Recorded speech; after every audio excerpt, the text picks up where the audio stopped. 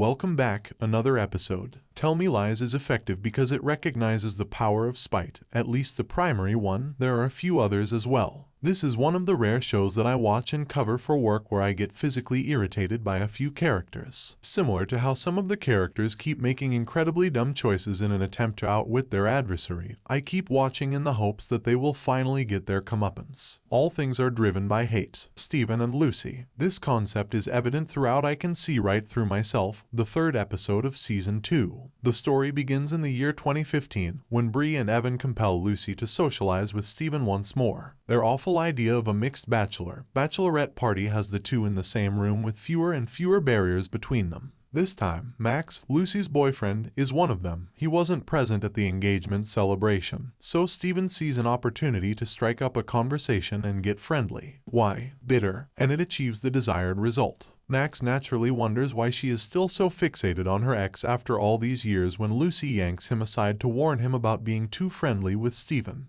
The timeline from 2008 shows the same thing. Lucy was horrified to learn at the end of the season premiere that Stephen had taken on a teaching assistant role in a class she was enrolled in, a role he maintains was purely coincidental. Yes, exactly. If Stephen getting to know Lucy's classmates in the classroom wasn't a warning sign enough, his response when he finds Lucy's ID card in Diana's purse is very telling. He instantly adopts a predatory manner, inquiring as to what possible conversation Lucy and Diana may have had. Naturally, we all know that they collaborated to support Pippa when Chris attempted to assault her, but Diana is unable to disclose this information, so she says Lucy spoke with her about him instead. To demonstrate that he still has control over her, Stephen visits Lucy, seduces her, and then leaves when she gives in. Bree and Oliver. Obviously, teacher-student interactions are never a good idea. You could counter that at this age. It's 6 of one and 6 of the other, but it wouldn't work because of the strong power dynamics and Bree's vulnerability following her breakup with Evan.